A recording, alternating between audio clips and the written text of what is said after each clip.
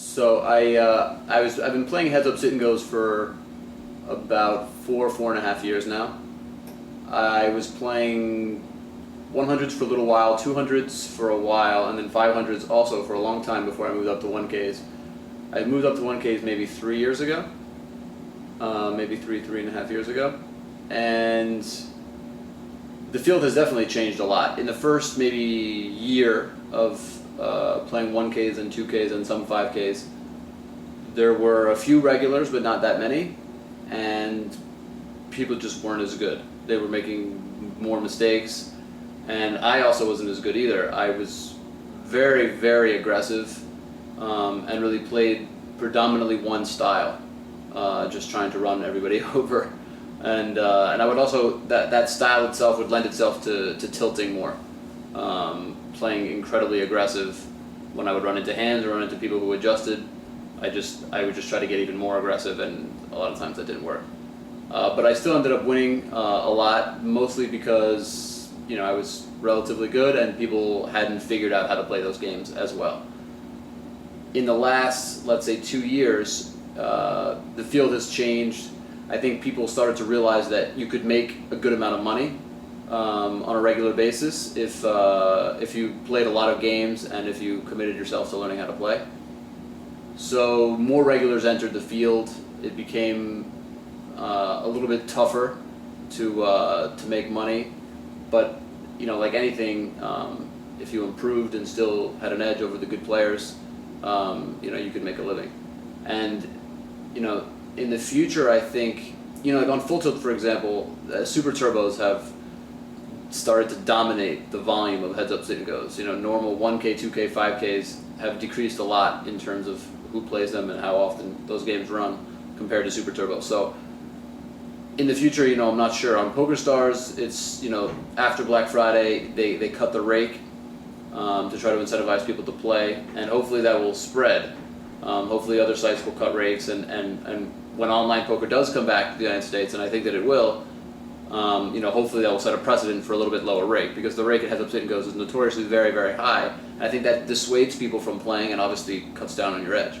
So if the rate can come down a little bit more, I think your ROIs will go up a little bit, and just as people play more poker, the games will rise and fall with the general poker community. It didn't change all of a sudden 2 years ago. It was a gradual change, and another thing that you end up seeing is you end up seeing a lot of people who are essentially regulars at the highest stakes for a short amount of time, for 3 months or for 6 months, and then you don't see them for a while anymore. And I think that speaks to two things in heads up sit and goes. One, it speaks to just the overall grind. I think people underestimate how much of a grind it is to play heads up sit and goes, because the edges are so small, variance is so high, and it's just it's a relatively repetitive game. You're playing the same game over and over again, and so that can get boring, and it can just wear on people as time goes on and as they go up and down and up and down.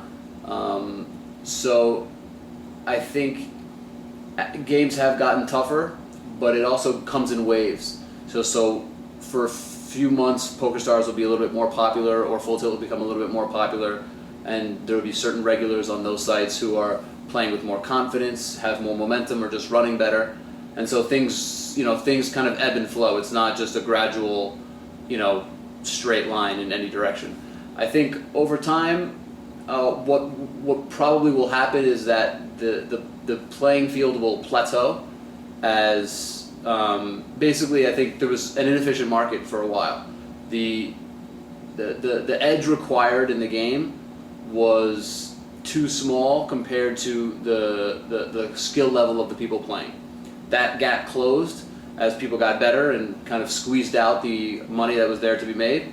And over time, I think that will go up and down, but it'll plateau eventually. I think it's plateaued pretty closely now, whereas people who are it's very tough for people to beat each other, the best players, that will create a situation where it'll deter new people from coming in, because they either have to beat those players or everyone has to share all of the fish, and that will decrease everyone's profitability. And so people will go out and do other things where they can make more money. No, I don't think it's apocalyptic. I don't think that the games will die. I just think that players' improved skill level will plateau. So I just don't think people will continue to improve at the same rate that they've improved. One, because I just don't think there's as much room to improve. And then two, I just think there's less incentive. Because as people improve a little bit, they won't be able to make that much more money. So instead they'll go into other games. They'll play tournaments, or they'll play cash games, or they'll play Pot Limit Omaha, or whatever there will be. But because there isn't as much money to be won, people's skill levels won't improve as much as they have over the past, where there was more money to be won.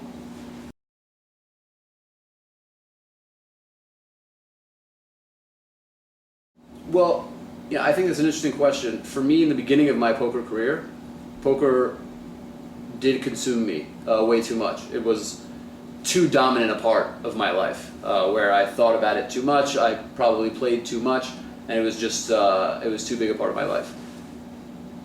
I also think that contributed a lot to my tilting, because I used to tilt a lot more when I was younger, in the beginning of my career. As I got older and more experienced, I started to realize, both from an overall life happiness point of view, and also from trying to achieve the highest level that I could achieve on the most consistent basis, I learned that life balance is just incredibly valuable, very, very important. So I've made an effort. I met a woman and I fell in love and I got married.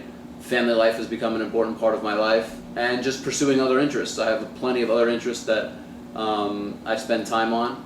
So I think it's really important to be able to balance poker in your life with other things that interest you. In terms of Black Friday, for people who don't have that much else in their life besides poker, I don't see Black Friday as such a negative thing.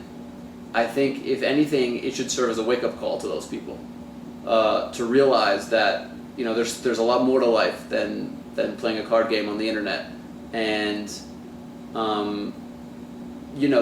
hopefully it will force them to kind of figure out what else they want to do in their lives, to pursue relationships with friends, parents, things in general, things that really contribute to people's happiness, as opposed to just trying to learn how to play a game to make money.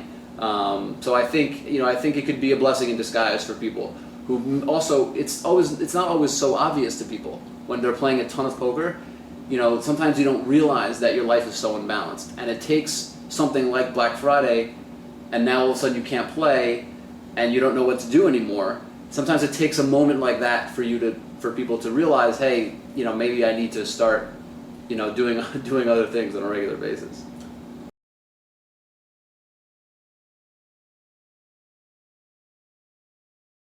Yeah, no, it was definitely a real effort to be made. I think, one thing that people don't address as much, especially with online poker, is the addictive quality to it.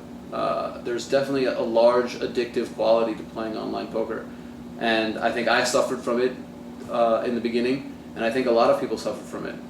And so it definitely was an effort for me to try to change my point of view about it, and stop looking at it as kind of an end in itself, and start looking at it as a means to an end. So what I mean is trying to, first of all, view poker more as a job, view the money that I made from poker more as a utility, and stop thinking about poker in terms of it being the only thing that I thought about and cared about, and my poker results determining how I felt about myself. For a little while, if I was running good in poker, I was feeling great about myself overall, and if I wasn't, then I was feeling pretty poorly about myself overall. And that would affect my interactions with people, it affected just how I felt in general when I wasn't playing poker, and I don't think that's healthy at all. And I think that that's probably true for a number of people. So it definitely was an effort for me to just either cut my sessions short to pursue other things, whether it's going to the gym, playing sports, just seeing friends, especially friends who don't play poker or don't know anything about poker, or my parents, or, when I developed this relationship, she also helped me. She helped me to realize that, what's really important is to pursue what makes you happy. And I think for people to understand what truly makes them happy in their lives, it requires an effort. It requires time that they think about who they are, what makes them happy, why it makes them happy, and not just kind of pursue their kind of primal instincts or their very kind of basic desires, because that's what addiction taps into. It taps into something very, basic or primal inside us. And so it takes a genuine rational effort to fight against that and to try to, balance that out with other things.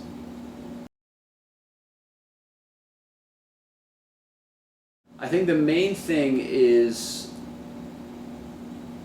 when I was losing, to just fight that empty feeling that would come inside me.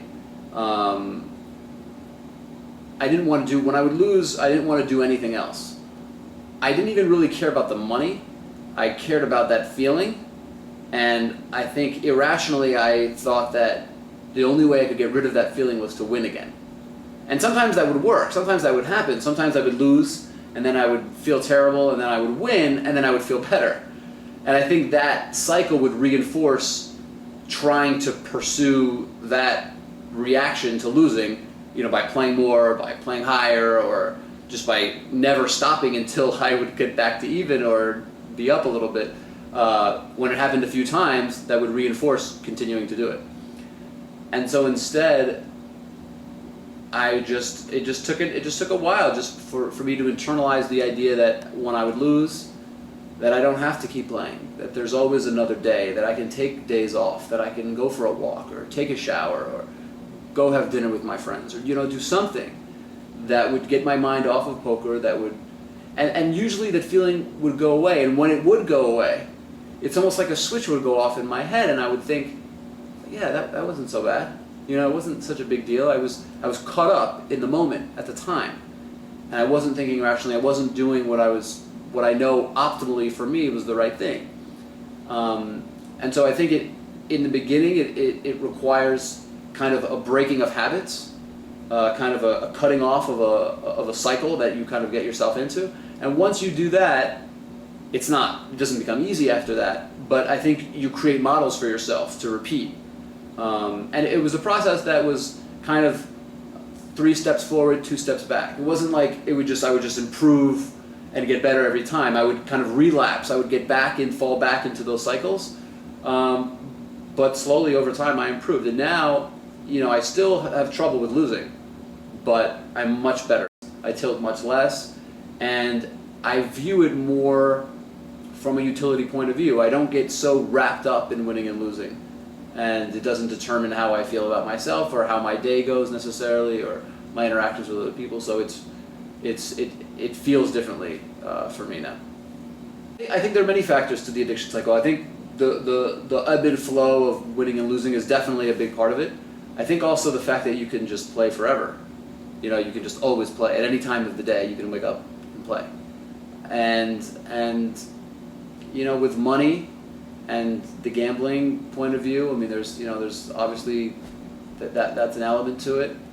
I think, though, one of the things that also happened to me was, when you, let's say I was playing blackjack or something on the internet, right? I don't play that at all. I never would. I never have. But just to compare, when you play more and more and more blackjack, you just lose more and more over time. If you think about it rationally, you're going to lose over time. But when you play poker, you can have the point of view, and I'm sure most winning players do, that the more they play, the more they're going to win, right? So, and not only are they going to win more, but the more they play, the more experience they get, and the more they improve. So I think it's easy for players to rationalize to themselves, to convince themselves that what they really need to do is play more. That the more they're going to play, the more money that they're going to make, and the better they're going to get. And so that part of poker, of online poker, and of the mindset of an online player, I think can really feed into the addictive aspect of it too. Because you can just convince yourself. And a lot of poker players are relatively smart and see themselves as rational people. And so I think once you get into that form of rationalization, it's very easy to convince yourself that what you really need to do is just keep playing. And I think it's that, false logic that you need to break before you can convince yourself that, that trying to balance poker out, or trying to figure out when you're playing well and when you're not, when you're actually learning and improving, and when you're just going through the motions, or just playing to play. Being able to distinguish between those two types of experiences becomes really important.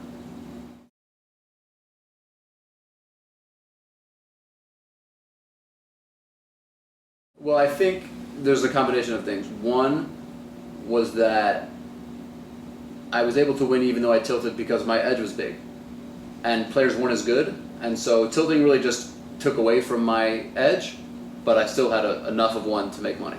I think if I didn't tilt in the beginning, I would have made, not an enormous amount more money, but definitely more money.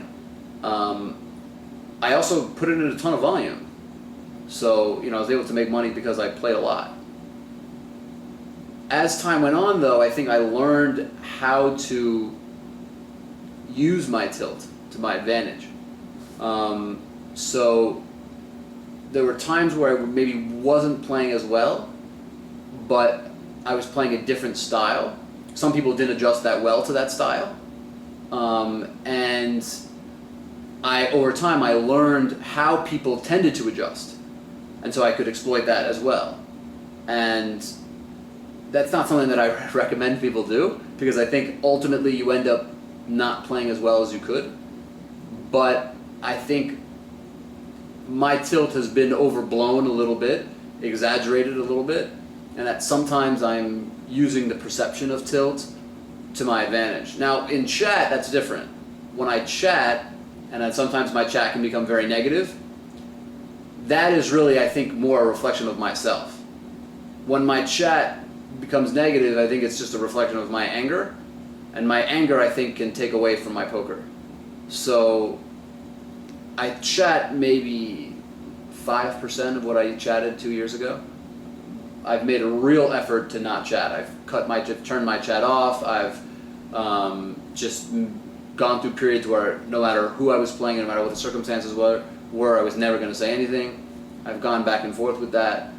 Now I almost never ever chat with people that I don't know. It's usually only get into chat with people that I do know. Now that's not better. I mean, it's not the best thing, but it's better than chatting with completely random people.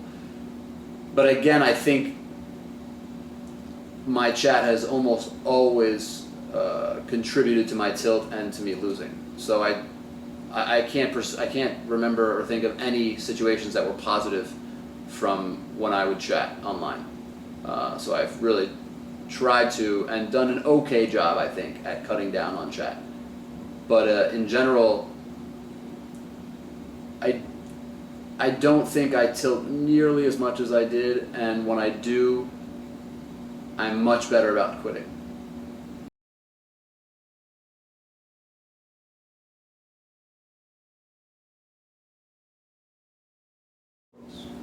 Well, I think that's probably true, that I'm not as good at super turbos as I am at normal turbos.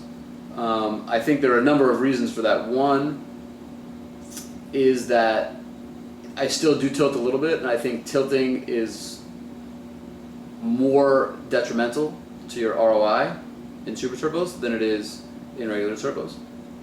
I think also, for a while, I didn't use a HUD, and I think a HUD is incredibly helpful for super turbos. And I'm also still learning. I haven't played that many of them.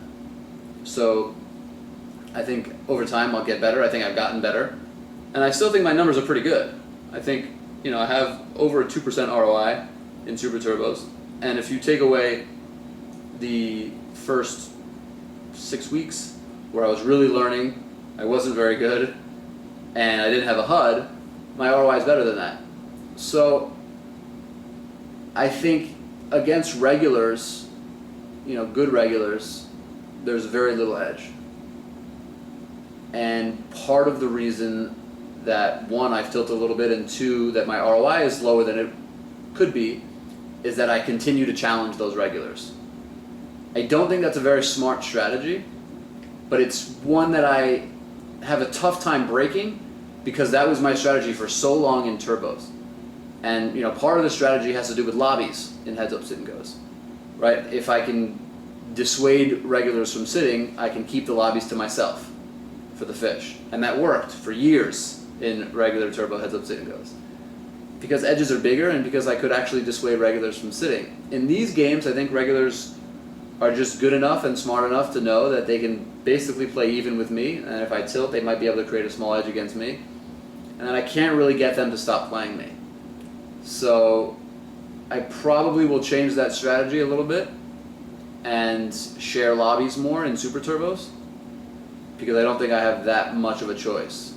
But I think super turbos overall, even though they're very profitable games, have hurt heads-up sit-and-goes, because they just attract so many fish and so many regulars, they've just dominated the volume.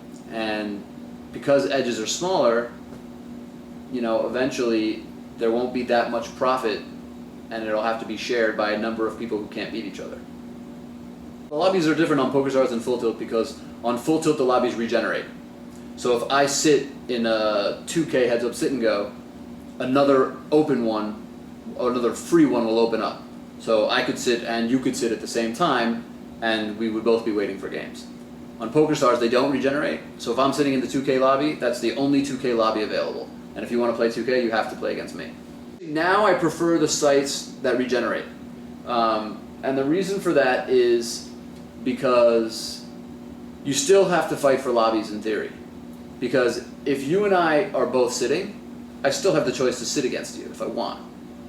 So it's basically a situation where you can share the lobbies with a few very good players, but you don't have to share them with the other regulars that you don't consider as good. So there are a couple players that I think are very good and that I'm also very close friends with that I don't want to play and I'm not going to play. So for example, H2 Olga on Full Tilt, Lada Lenya on PokerStars, somebody I think is very good, and he's one of my very close friends in poker. So I don't want to play him, I'm not going to play him, and I would like for us both to be able to sit and wait for games. So from that point of view, we can both sit on Full Tilt, and we have to go back and forth or share lobbies on PokerStars. So I would rather be able to have both of us be able to sit. So I like the Full Tilt structure of lobby regeneration a little bit better now.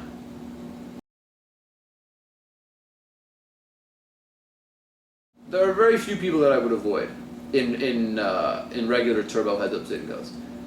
The guy that I played actually in the 25K, Yevgeny Timoshenko, I think is a pretty tough player. I don't think there's very much edge against him, so I don't play him all the time. So I guess you could say that I don't avoid him, but I don't really play him that often. I don't think there's that much value in playing him. There are a couple other players that I think are pretty good, but not many. In Super Turbos it's a little bit different, but in regular, let's say 2K, 5K heads-up sit-and-goes, there are very, very few people who I wouldn't play. Super Turbos are different. Super Turbos are a number of players who are pretty good. I think our Charisma is probably the best, or one of the best. I don't play him. I played Serkules, Serkules on Full Tilt. I think he's pretty good. He's done very well against me. And there are just a number of other players who I think are good. I'm also friends with Persephone on Stars, Wag Dodge on Full Tilt, so I don't really play him. And there are a number of other players that I play on Super Turbos that I play sometimes or I don't play other times. But they're just games that are not all that complicated. So people can become regulars pretty quickly or get to a point where your edge against them is pretty small, and they can get to that point pretty quickly. I still think most of them are worth playing, especially when you have a HUD, and I haven't had a HUD for that long. So I think we'll see. It still has yet to be determined who are going to be the regulars for a long period of time and really get to the best of those games. I still think that I can improve in those games, and so we'll see. As the online poker world changes, it continues to change, we'll see what happens in Super Turbos.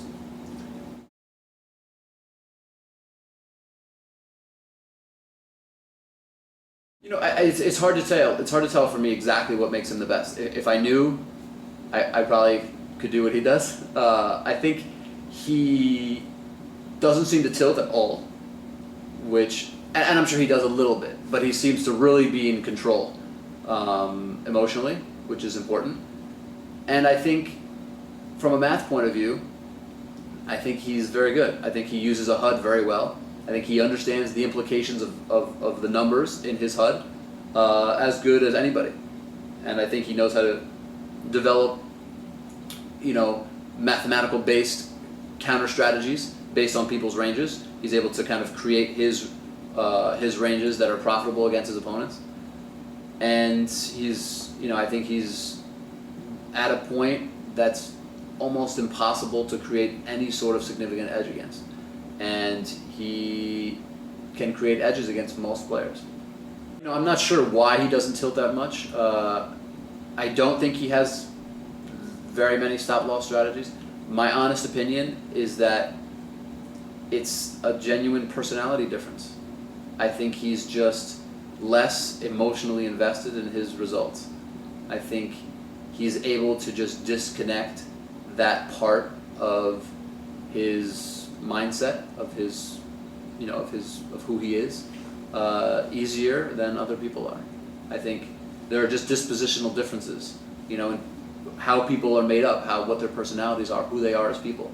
You see some people, they lose $100,000 and they just don't really care. And you see some people and they just can't deal with it. So I think some of it is natural. And I think he's just able to deal with swings, to rationalize the strategic part of poker in a way that helps him play very consistently. I also think the fact that he's so math-based really helps that. Like for me, in regular turbo heads up sit and goes, obviously I use a lot of math, but I also play with what people call a lot of feel. And it's that feel part of my game that's less clear. It's more ambiguous.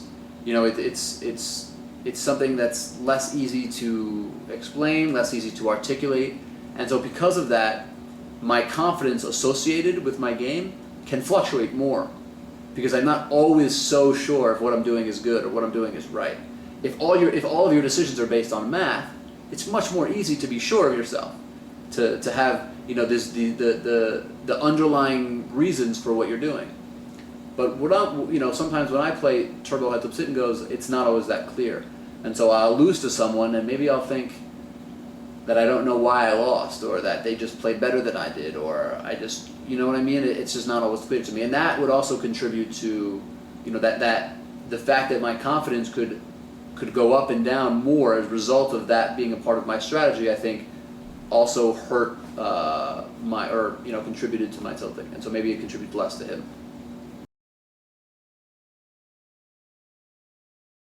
Online, I don't know if I'm really going to play that many cash games online. I think cash games are difficult to beat. I think I already have a niche in online poker that, up until Black Friday, I was doing very well. I was having the best first 4 months of any year that I'd ever had. So I'm happy with my profitability in online heads up sit and goes, and I don't feel a need to try to make more money. I think I would have made over $1 million just playing online this year without Black Friday. So I don't think that there's that much value relative to the risk involved in playing high stakes cash games. Since I've been in Vegas, I've actually been playing a lot of live cash, and I think that's helped me a lot. It's helped my live game. It's helped my tournament game because I'm playing more nine-handed, and it's made me feel more comfortable. So I might play more live cash, but in terms of online cash, I have a tough time perceiving situations where it will become as profitable, especially relative to the risk, to playing online heads up sit and goes. I might play a little bit more live now, but in general, I like playing online more just because I can play less time, and I can, when I was home, I could do things at home, so it's different. But in terms of, even when I'm in Toronto or I might move to Montreal, I'm really disciplined when I'm there. So I'm eating really well, I'm exercising, I'm reading, I'm doing, even though I don't really know anybody there, I'm doing a lot of things on my own schedule that I want to do, that I want to pursue, that I think are productive. So when I play live cash games sometimes, I just sit there, for 8 hours, 10 hours straight. And it's just can be brutal. I don't enjoy the experience so much. I'm not very talkative or social in those situations. I mean, I am a little bit, but I don't think it's very good for my game, and it's just brutal to just sit there, I think. Playing online just gives you more flexibility, and ultimately I think is more profitable.